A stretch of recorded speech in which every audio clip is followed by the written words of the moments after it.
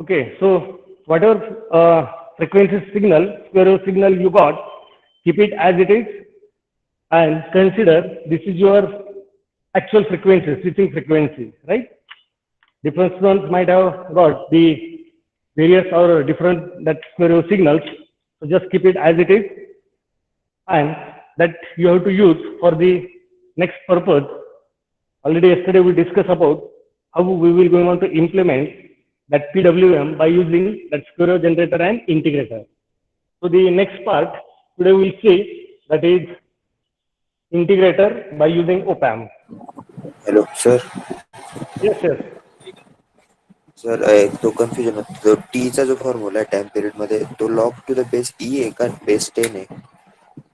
Base 10, log base 10. Okay sir. Are you done by both way? By sir taking, जर 1 microfarad sorry 10 microfarad capacitor घेतलं आणि hmm, log to the base e घेतला तर wave form येते. okay, आणि जर log to the base 10 घेऊन सनी जर केलं तर मग कॅपॅसिटरची व्हॅल्यू चेंज करावी लागते. okay. And whatever waveform you are getting, is it correct as per calculation? Yes sir, is a square wave and 0.7 peak. Okay, okay. So today again I will check it and will suggest you that log 10 is there or log base E is there, log E is there. Okay. Now the next part is integrator. So simply draw the basic integrator circuit using op-amp. You already studied it during your last year. So op-amp based basic integrator, it looks like this, that op-amp used in that circuitry, it is in inverting configuration. That means the feedback through the feedback capacitor, it is given to the inverting terminal. Okay. This is nothing but your inverting terminal where the feedback is given and there is one input resistor which we are calling it as R1. Whenever we will going to apply the V in over here, then we are getting the output as the integration of input, right? So this is the basic diagram of that integrator. Now, what are the disadvantages or limitations of this basic integrator circuit? There is a problem with stability or low frequency roll up in gain. It occurs. So to avoid that low frequency roll up in gain, as well as to provide the stability to the circuit, generally we are using one feedback resistor parallel with this TF. Agree? So it becomes a practical integrator circuit, right now. So with these things, you are already familiar. You might have drawn the frequency response of integrators, or you might have compared frequency response of that ideal and practical integrator, right? So just try to draw it. Yes. Yes, any problem? This resistor, it is known as a compensating resistor, which is equals to RF parallel with R1. Its value it should be RF parallel with R1. Okay. Am I audible properly? Is it okay now? If any interruption is there with the blackboard or my voice quality, then just inform me immediately. Yes, sir. Okay. So whatever VO we will obtain in this circuitry, that will be the integration of this Vin. That means if input applied is square wave, the obtained output expected is triangular, right? So see, again, as per that frequency response of integrator circuit, ideal integrator, that means there is no feedback resistor, you will observe that frequency response looks like this, correct? That means at zero frequency, This is nothing but frequency versus gain of that integrator circuit. Okay. So at zero frequency, the gain is maximum. Why it is maximum? Don't consider this RF at this stage, huh? Because our discussion is for ideal integrator currently. If input signal frequency is 0 Hertz, looking towards this response, it indicates what? There is a very high gain. Why? Because for that zero frequency component, this feedback capacitor, it will be going to act as an open circuit. Correct? And whenever it will be going to act as an open circuit, that op-amp will be going to work in open loop configuration. And in open loop configuration, the gain of that op-amp is ideally it is infinite and practically it is very, very high. That's why at zero frequency, the gain achieved, it will be the maximum gain. And later on, even if small change in frequency is there, the roll up in gain, it occurs, right? That is by minus 20 dB per decade. And that's why we are saying that integrator circuit is unstable, right? So to provide the stability, as well as to avoid the roll-off in gain at low frequency, there is a use of this feedback resistor. And later on, the same frequency response curve, it looks like this, right? So this is the practical frequency response curve of an integrator, correct? So see, this is nothing but the DC gain up to this frequency, up to which there is no roll-up in gain occurs, right? So up to that frequency, later on, that roll-up in gain occurs 0 to that particular frequency. This circuit, it works as an inverting amplifier because up to that particular frequency, there is no roll of this capacitor. Why there is no roll of this capacitor? Because as it is low frequency side, the reactance offered by this feedback capacitor, that is nothing but XCF, that will be dependent on input signal frequency, right? And up to this particular frequency of the input signal, the reactance offered by this feedback capacitor, it will be very large as compared to RF. And therefore, its parallel equivalent, it will be close to RF. And that's why we are saying up to that particular frequency, whatever output we are getting, that output, it remains constant. And that is by minus RF by R1 times. So this is known as a DC gain of that integrator. Are you getting it? And later on, if we are increasing that input signal frequency, then there is roll-off in gain occurs, and that is again by minus 20 dB per decade. So from this maximum gain, just come down by 3 dB and just plot one line over here. It will go on to intersect that frequency response curve over here. And this frequency is known as FA. Correct? And another frequency at which that gain becomes 0 dB. This is known as FB. Are you familiar with these two frequencies, FA and FB? FA is the frequency, or we can say that circuitry will go on to work or will go on to provide the satisfactorily output as an integrator whenever that input signal frequency will lie in between FA to FB. Are you getting it? Whenever our input signal frequency, it will lie between what? FA and FB. This circuitry will go on to provide us the satisfactory output as an integrator, right? And hence, while designing that op-amp based integrator, that here we have to take what input signal frequency we will go on to apply, or what frequency signal we have to integrate, right? And accordingly, the values of all these components gets decided, right? Now, we'll switch towards our design part. Yesterday, for example, during that our consideration, I consider the oscillating frequency of that square wave generator is, I taken it as 1 kilohertz, correct? And accordingly, I design and develop that square wave generator. Okay.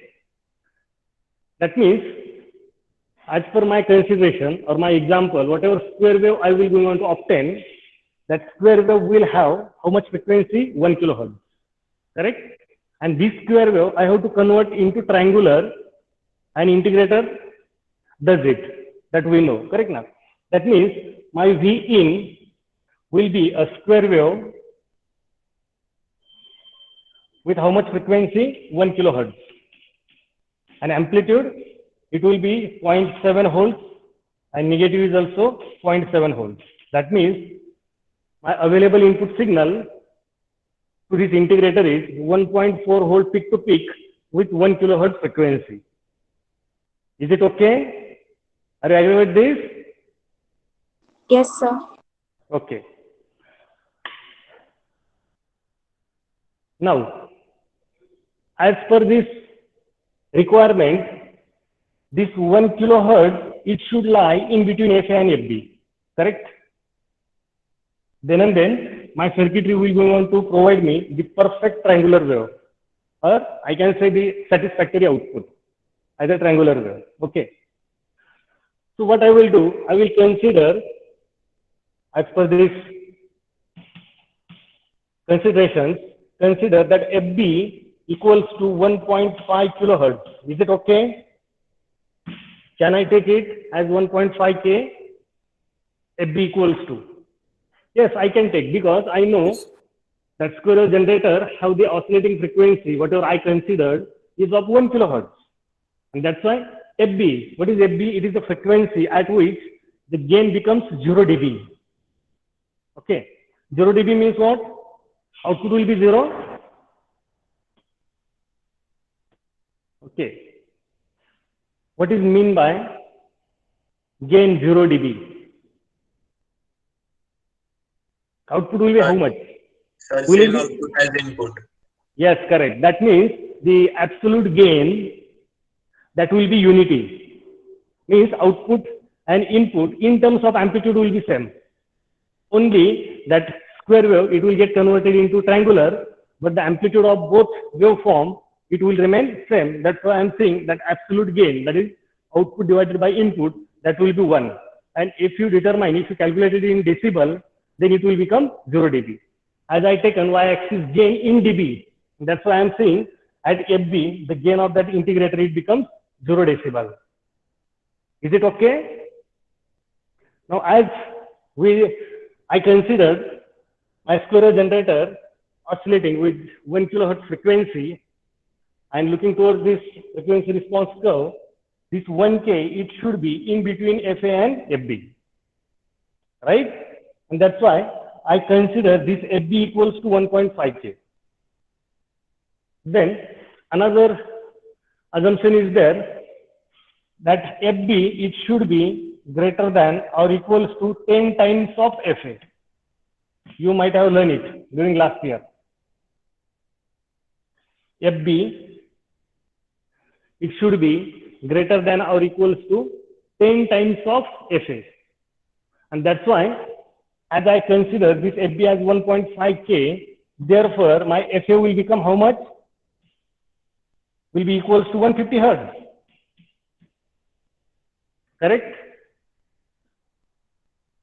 So whatever integrator circuit I will be going to design, for that integrator circuit, FA, I will be going to consider it as a 150 Hertz, and FB, that will be 1.5K, and whatever input signal I will be going to apply, that is of 1K. That means it lies in between FA and FB. Are you getting it? That input signal, 1 kilohertz, it lies in between FA and FB. Correct? Is it okay? Yes, sir. Okay. Okay. Last year, you might have derived the formula for this FA and FB. So just note down it. FA equals to 1 upon 2 pi RF into CF. Right. And Okay. First of all, we'll try to find out by this one. So, can we determine, therefore, RF into CF equals to 1 upon 2 pi FA, correct? FA is 150 hertz.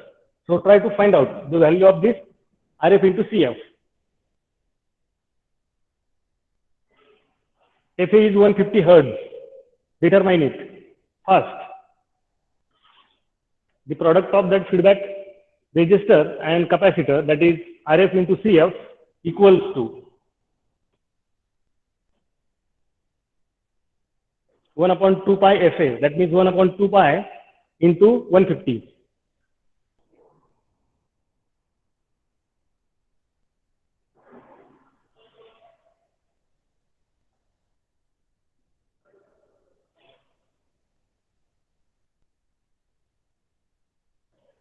Fast.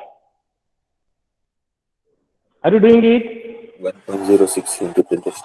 1 point Yes, sir. 106 06 into 10 into 10 raised minus to 3.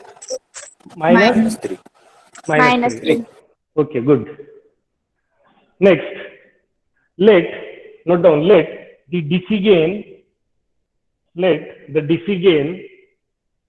that is RF by R1 equals to 10. Let the DC gain, that is RF by R1 equals to 10.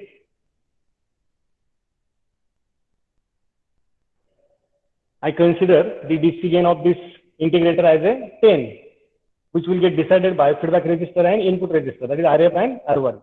Simply just by that inverting, just like a inverting amplifier, right?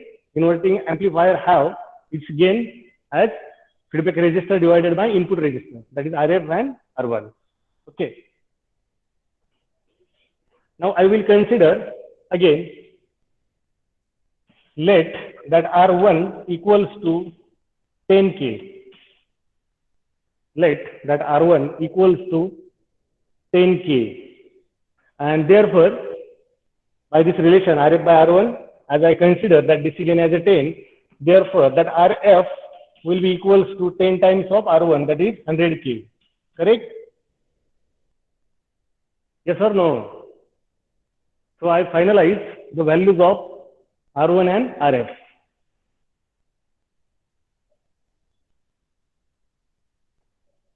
Therefore, here you can find out CF equals to, that is 1.06 into 10 raised to minus 3 divided by RF is 100K.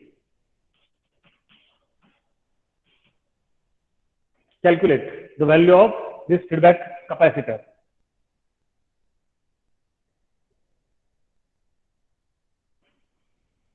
How much it is?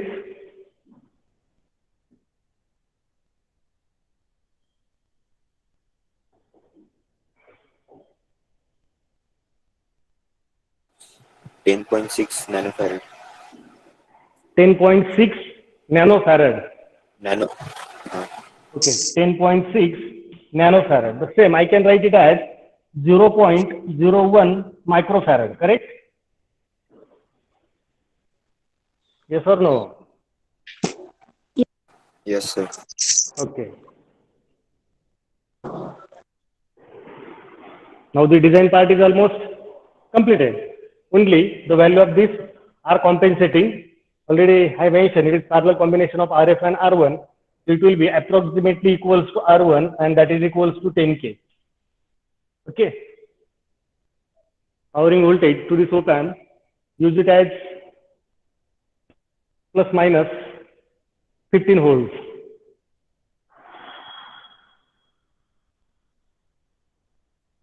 And now the final circuit.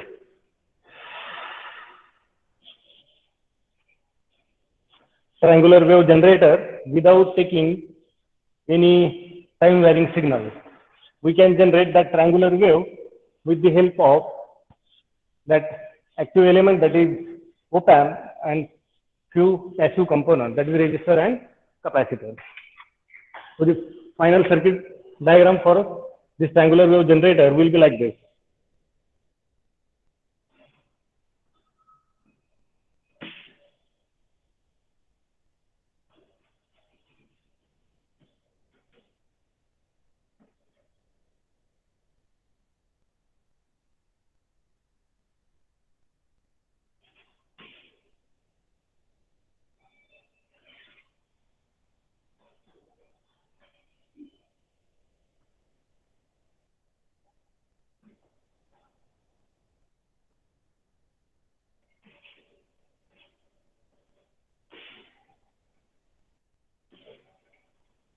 This one, yesterday we taken it as R1 or R2. I think it is R1. This one is R2. Positive feedback is used. That's why this terminal will be the non-inverting and plus minus 15 volts.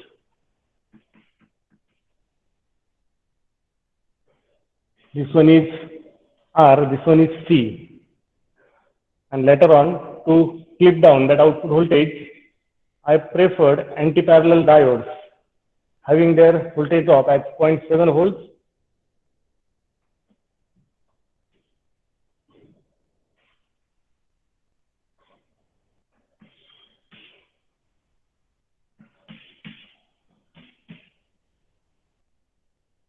And later on now, whatever the things today we studied, and that is our integrator circuit. So this is R1. Again, second op amp.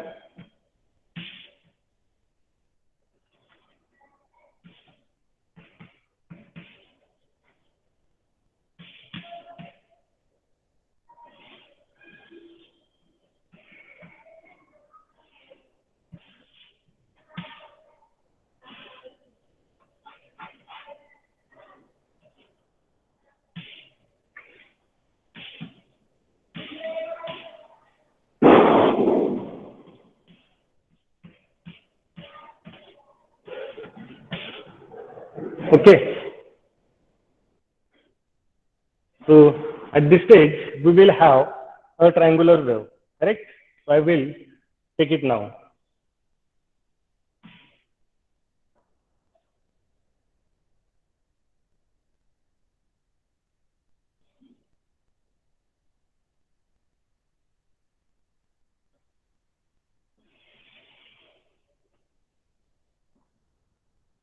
So this is my triangular wave with 1 kilohertz frequency.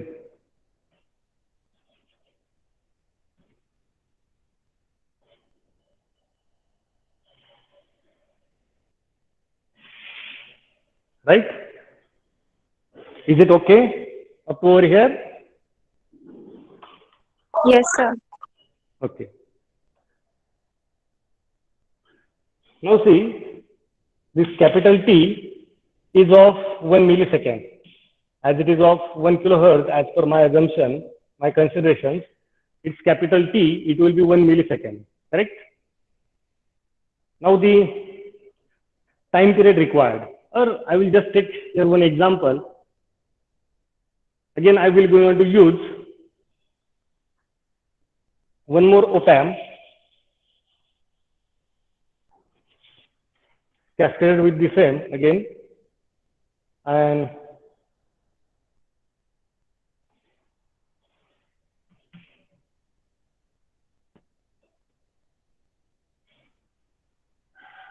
okay, I will use this terminal as non-inverting, where the triangular wave output is connected like this. I will going to keep it in open loop configuration so that it will going to produce the saturated output. Okay, and over here I will use again one more voltage divider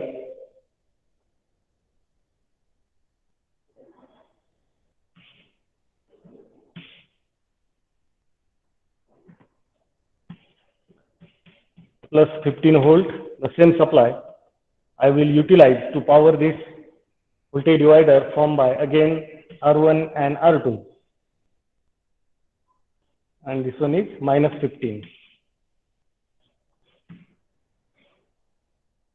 Correct? And at its output, I will going to prefer one series diode. And we'll use here one RL, load resistance. So across this RL, what will be the output, right? Now see, depending on the amplitude of this octane triangular wave, it will get decided by, see, as per that frequency response curve, that practical frequency response curve was like this. So this is nothing but my 1 kilohertz frequency, right? So at this 1 kilohertz, how much is the gain of that integrator, that gain into how much peak amplitude you are applying, correct? That will be able to decide the peak amplitude of this triangular wave, correct? I will consider this triangular wave have the amplitude of, for example, 8 volts, plus 8 volt and minus 8 volt. Is it okay? And if reference voltage I generated is of, suppose 7 volt DC, this is my reference voltage, V reference equals to 7 volts. That means at this node, the available voltage should be 7. Again, consider R1 as 10K, or you can consider 1K, anyone, and find out the value of this R2. So that this node voltage, it will be 7, right? Firstly, do this calculation. By this voltage divider, which is powered by plus 15 volts, this node voltage, it should be 7. Because these two signals I have to compare by using this comparator. One is triangular wave and another one is reference voltage. This triangular wave, I will going to call it now as a carrier. Carrier is of, as per my example, it is 1 kilohertz frequency carrier. And the reference, that carrier with the peak amplitude of 8 volts, that is also just I consider, I don't know, or I do not determine that amplitude of that triangular wave. Okay. So I simply consider it as a 8 volts.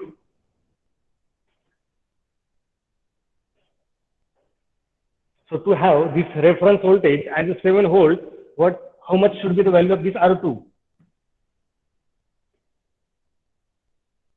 7 volts equals to VCC, that is plus 15 volts, into that R2 divided by R1, I taken it as 10K plus R2. Therefore, R2 equals to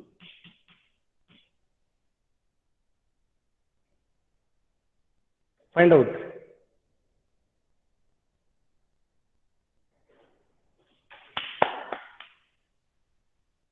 How much it is? 8.75K. 8.75K. 75K. 8.75K. Right? Yes, Okay. sir. So such type of standard resistor might not be available in the market. So what you will do? Simply connect here one potentiometer.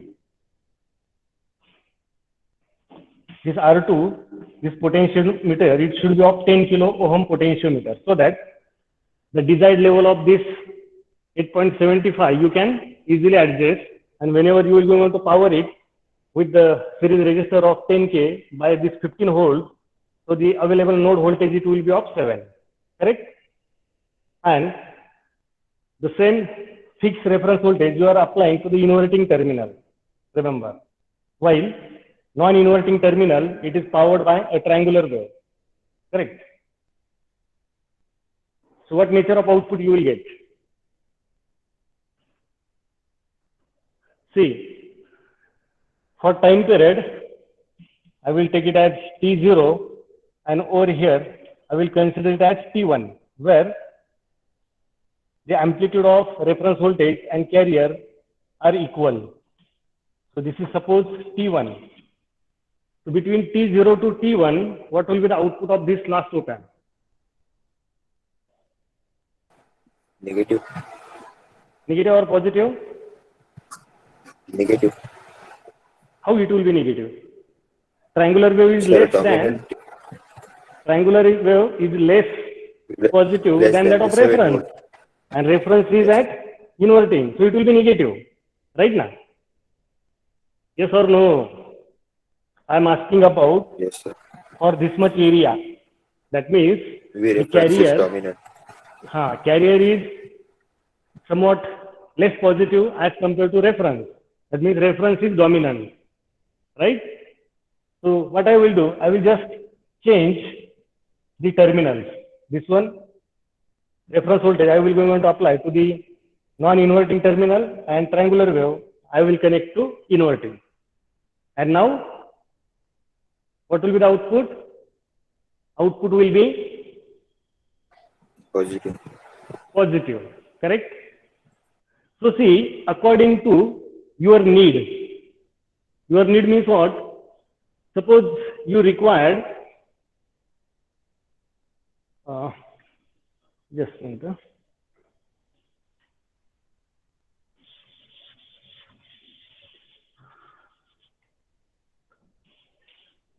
Suppose you require that pulse, output pulse of, that means it should be logic high of this much time period only, like this, or the output pulse of logic high of this much time period. Accordingly, you have to select these terminals, right? But as per our requirement, the pulse high, it should be of small duration and off period should be large, correct? That's why what I will do, I will consider that previous configuration only. That means I will go on to use this one as non-inverting terminal, so that between T0 to T1, output will remain negative, diode will remain reverse bias, and hence the output will remain 0. That means I can produce this waveform. Agree? Yes or no? And now this terminal as inverting. So prefer this configuration only. We do not require such type of pulse. We require like this. Is it? Now the width of this pulse. Because during that time duration only, that transistor should remain in on state or as a closed switch. Are you getting it? So that duration of that pulse, it will go on to decide the level of this reference voltage. See how it will go on to decide it. Again, I will take the example of that 1 kilohertz only. Switching frequency as a 1 kilohertz, right? And in that 1 kilohertz, for example, it is of, that capital T will be of 1 millisecond, right? Out of that 1 millisecond, okay, we'll just revise that our previous numerical. My V in is of 207 volts. V out requirement is only 5 volts. Switching frequency is considered as 1 kilohertz, right? So how much should be the duty cycle? As we know, VO equals to capital D into V in. VO is 5, capital D that we have to determine into V in. V in is 207. Therefore, D, just do it, huh? Therefore, D equals to, that is T on divided by capital T equals to 5 divided by 207. During previous lecture, we already determined it. Only I am changing the switching frequency from 20K to just 1 kilohertz. Okay. How much is the value? 24.15 into 10 raised to minus 3. What? D. How much T on you considered? How you determine it?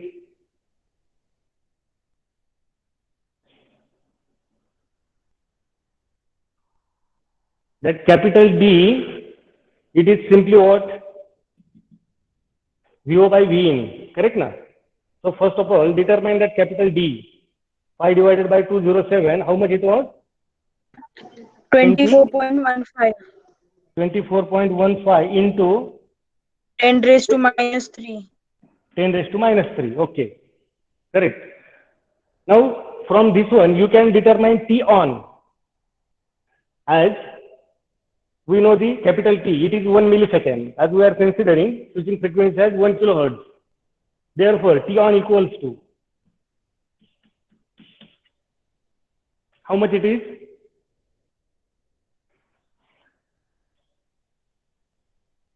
24 microseconds.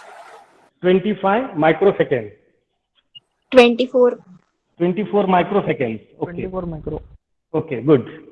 So see, whatever pulse we will obtain over here, can I say the width of this pulse is of 24 microseconds?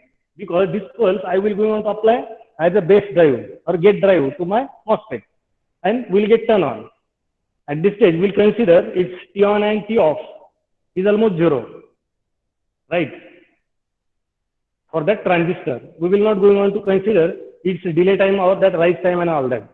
At this stage, we will consider only it one as a ideal switch, right? Where we are going on to apply these pulses, we are going on to use these pulses as a gate drive to that switch. With how much frequency? That is 1 kilohertz. And that's why I taken this triangular wave as a 1 kilohertz triangular wave, correct?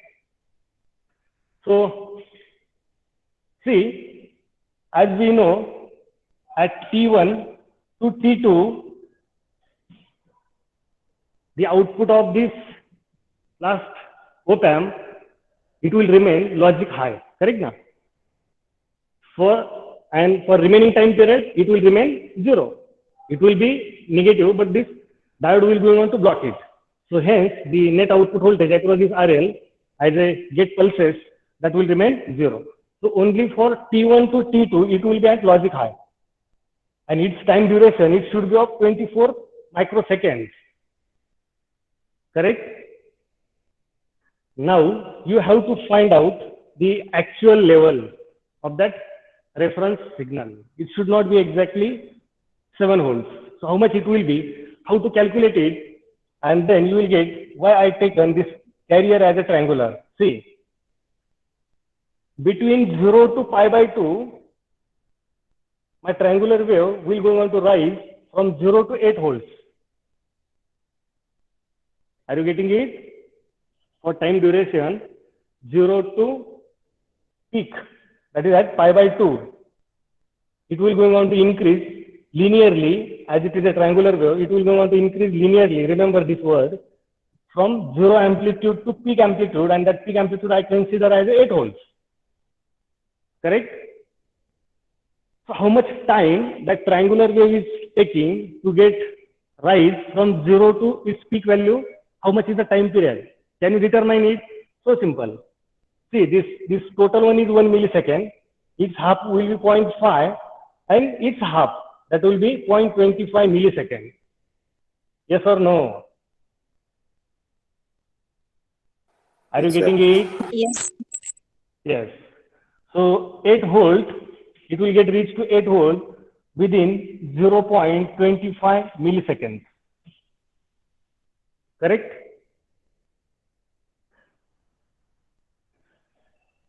Is it? So Yes, sir.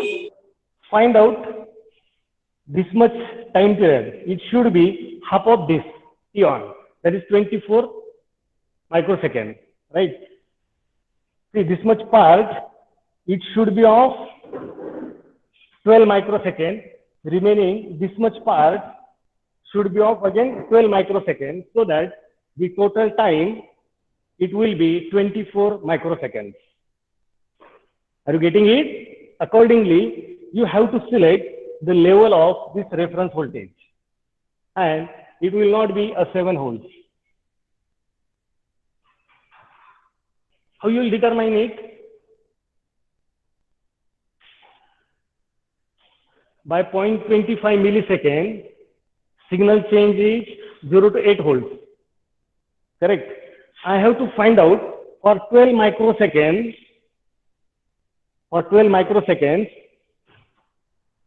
how much will be the voltage level? Between 0 to 8 volt, that signal is taking how much time? 0 to 0.25 milliseconds. Right? My requirement is what?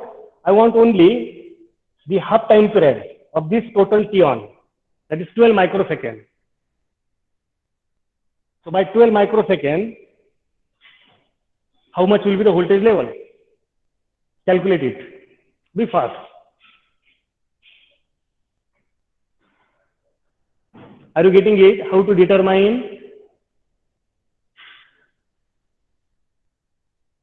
the signal is changing from its 0 level to 8 volts by 0.25 milliseconds or within this much time period. Right. My question is, if the step size is of 12 microseconds, how much will be the change in voltage level? You can calculate it over here also. At t0, 0, amplitude is 0 volt. At t equals to 12 microseconds, how much will be the amplitude? 0.384. 0.384 volts, correct? By Yes. 12 microseconds, the change in voltage level is by 0.384 volts, correct? Now, next part is very simple. How much should be the reference voltage? Reference voltage, it should be now how much? 8 minus 0.384 volt. Agree? So that reference voltage will be slightly below the peak value of that triangular wave. Right now? And over here, it will be of 12 micro, and whenever the triangular goes to 0, during that part, again it will be of 12 micro, so that the total T, it will be of 24 microseconds. So your reference voltage, it should be 8 minus at 0.384 volts. So it will be 7.6 something. Is it? 7.616. 7.67. 61. Yes. 616. 7.616 volts. This should be my reference voltage. Right? Now it is not tough job to set this reference voltage at 7.616 volts. What you will do, simply connect this R1 to the 15 volt plus 15 volt, which is of 10K. Connect this 10 kilo ohm potentiometer with respect to ground to that 10K. Take one DMM for the measurement of DC voltage. Connect it across this 10K and just move the wiper. Move it in such a way that your DMM will go on to read the voltage drop across that R2 at 7.616 volts. Are you getting it? Whenever you will go on to move the wiper, voltage level on that DMM, it will go on to change. Correct now? As per that voltage divider. So no need to worry about what should be the exact value of that R2, whatever it may be. Our main focus is what? We have to manage the voltage drop across that R2 exactly 7.616 volts, because that drop I will go on to use as my reference voltage. Is it okay? Yes, sir. Yes, sir. Okay. And once you will achieve it, leave that potentiometer, or you can lock it so that nobody can again interrupt that reference voltage, right? And connect that node to the inverting terminal of that op-amp. At the output, you will get such type of pulses with the frequency of 1 kilohertz.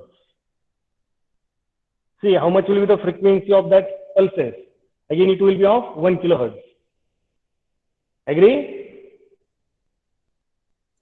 Yes, sir. With the total time duration of 24 microseconds. And the part remaining one is what? How much should be the amplitude of this pulse? Now the time is decided, frequency is also decided. whatever amplitude you will obtain, it will be how much? VO equals to 90% of VCC. Right now, because that op-amp is working into open loop configuration, it will be going to provide the output as plus VSAT, and plus VSAT is 90% of VCC, and this much will be the amplitude of this obtained pulse, and it will be of 13.5 volts. Correct. Again, you have to check, can we apply this 13.5 as a gate drive to that selected transistor? That is its VGS. VGS is nothing but now this 13.5 volt. Correct. And from the data sheet, you have to analyze it. Can I apply it or not? If it exceeds to its VGS max limit, then what you will do? Again, connect here one more voltage divider and reduce it as per your requirement or requirement of that gate driver circuit of your selected switch or MOSFET. Is it okay? Sir but आपण तिथे एंडला आपण जर voltage divider लावलं तर continuous current flow होईल ना तिथून, मग वेस्टेज ऑफ पॉवर होईल. मग how there will be continuous current? This diode is available. That diode will be going to provide the pulse only when the output of this op-amp will be plus VSAT, and it will be plus VSAT only for how much time duration? That is 24 microseconds. And then instead of this RL, there should be a voltage divider.